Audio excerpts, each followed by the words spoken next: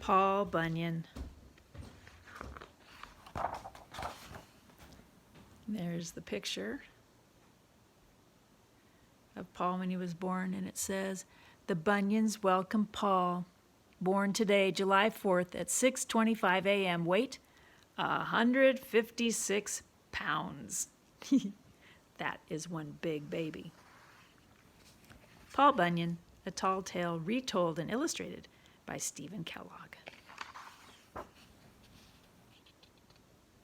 This says Peter Bunyan, Logs and Lumber. Peter's his dad. And there's Paul. And the story is dedicated for my heroic nephew, Steve Hoffman. Paul Bunyan was the largest, smartest, and strongest baby ever born in the state of Maine. Even before he learned to talk, Paul showed an interest in the family logging business. He took the lumber wagon and wandered through the neighborhood, collecting trees. And this sign right here reads, "Trespassers will not be tolerated. This orchard is the property of Miss Anna and Miss Hannah. Screech!" Can you see him screeching? There's Paul, taking an interest in the lumbering business. Not very good for the church, though, is it? There were so many complaints about Paul's visits that his parents anchored his cradle in the harbor.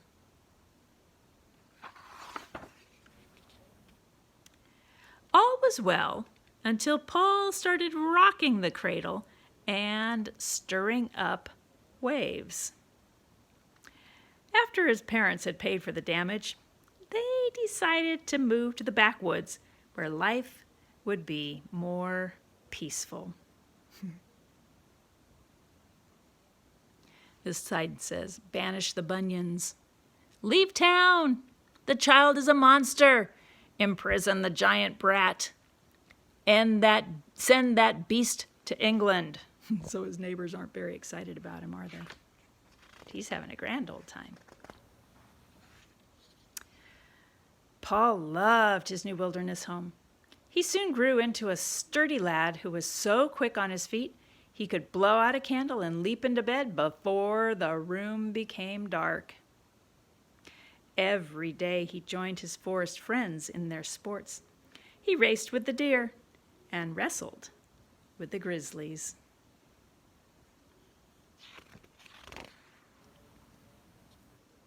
One morning, Paul awoke to find the world under a blanket of blue snow. He heard a moan from inside a snowdrift, and there he found a shivering calf. Paul adopted him and named him Babe. Both Paul and Babe began growing at an astonishing rate, but the ox never lost the color of the snow from which he'd been rescued. As the years passed, the two of them proved to be extremely helpful in the family business.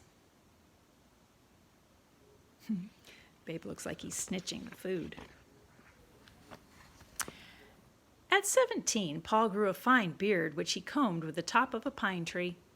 By this time, other settlers were beginning to crowd into the Maine woods. Paul felt an urge to move on. He said goodbye to his parents and headed west. And this is the Screech Sisters' orchard, and they're still screeching at poor Paul. Paul wanted to cross the country with the best lumbering crew available. He hired Ole, a celebrated blacksmith, and two famous cooks, Sourdough Slim and Cream Puff Fatty. Then he signed up legendary lumbermen like Big Tim Burr, Hard Jaw Murphy, and the 7 Hackett brothers. You see the Hackett brothers? 1, 2, 3, 4, 5, 6, 7 of them standing on each other's shoulders, chopping down the tree. Paul put the camp buildings on wheels so that Babe could haul them from one forest to another. As soon as he had cleared the land, pioneers moved in to set up farms and villages. On the far slopes of the Appalachian Mountains, several of Paul's men were ambushed by a gang of underground ogres called gumbaroos. Paul grabbed the camp dinner horn and blew a thunderous note into the gumbaroos' cave, determined to blast the meanness right out of them. To Paul's dismay, The Gumbaroos responded by snatching the entire crew. A wild, rough and tumble rumpus began inside their den. What do you think about these Gumbaroos? There's Babe. Oh, there's Ole, or no, the chef. Those Gumbaroos look like something else, don't they? When that historic tussle was over, the Gumbaroos needed 6 weeks to untangle themselves. They disappeared into the depths of the earth, and they've never been heard from since. Paul's next job was to clear the heavily forested Midwest. He hired armies of extra woodsmen and built enormous new bunkhouses. The men sailed up to bed in balloons and parachuted down to breakfast in the morning. Unfortunately, the cooks couldn't flip flapjacks fast enough to satisfy all the newcomers. Look at all the people down there. Please form a single line. It's going to take a while. To solve the muddle, Paul built a colossal flapjack griddle. The surface was greased by kitchen helpers with slabs of bacon laced to their feet. Can you see all the bacon that's on their feet? So they're greasing the flapjack griddle. And here you can see Paul standing at the buttons. I don't know if you had a chance to read what they say. Blast off, pour the batter, stop the game, grease the griddle. So right now they're at grease the griddle. Every time the hot griddle was flooded with batter, it blasted a delicious flapjack high above the clouds. Usually the flapjacks landed neatly beside the griddle, but sometimes they were a bit off target. Paul took a few days off to dig the St. Lawrence River and the Great Lakes so that barges of Vermont maple syrup could be brought to camp. Fueled by the powerful mixture of flapjacks and syrup, the men leveled the Great Plains and shaved the slopes of the Rocky Mountains. They probably would have sawed the peaks themselves into logs if a blizzard hadn't suddenly buried the entire mountain range. That blizzard continued for several years, snuffing out the springs, summers, and autumns. The crowd burrowed into their bunkhouses and hibernated.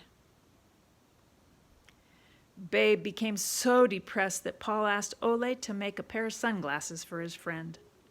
When Babe saw the world colored green, he thought he'd stumbled into a field of clover.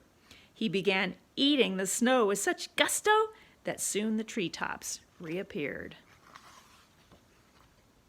At that point, all those pent-up springtime simply exploded, dissolving the storm clouds and the remaining snow. Paul and his friends invited some newly arrived settlers to join them in celebration of all the holidays they had missed. So which holidays can you find? Looks like we've got Christmas here. There's Halloween. And there's Paul dressed up singing maybe Christmas carols. This one must be Valentine's Day. Oh, that looks like Thanksgiving. Got lots of food. I don't see Easter, but I bet it's there somewhere. But did you catch how long their beards have grown? And how hairy they've gotten on all that time of sleep? Pretty silly. After the festival, the lumberjacks continued their journey. But as they headed southwest, the blistering sun and the giant Texas varmints proved to be more of a problem than they had expected. So they're heading out towards California, but they've run into some critters that kind of are giving them problems. Travel became so difficult that some of the men began to speak longingly of being buried by a blizzard or bear-hugged by a gumbaroo. While crossing Arizona, the griddle curled up like a burned leaf, and the batter evaporated. Deprived of their flapjacks, the lumbermen became weak and discouraged. Paul's great axe fell from his shoulder, gouging a jagged trench, which today is known as the Grand Canyon. Disaster seemed certain until Paul came up with a desperate plan. He headed east and found a family that could sell him a barn filled with corn. Babe galloped it back across the desert. When the flaming sunrise hit that barn, it exploded, and the lumbermen awoke to find themselves in a raging blizzard of popcorn. Dizzy with joy, they pulled on their mittens and began blasting each other with popcorn balls. A westerly wind kept the cooling clouds of popcorn swirling around Paul and his crew until they crossed California and reached the Pacific Ocean. There's Babe out swimming. Pretty silly. So here we go. There they are in the Pacific Ocean. Paul and Babe head north toward Alaska. Land cleared by Paul, Bunyan, and Babe. Here's the popcorn blizzard, Paul's Trench, now known as the Grand Canyon. Here's Paul's Maple Syrup Canal, now known as the Great Lakes. There's young Paul playing with his friends, and the Gumbaroo's Den. And there's Paul's boyhood home. And that is the end.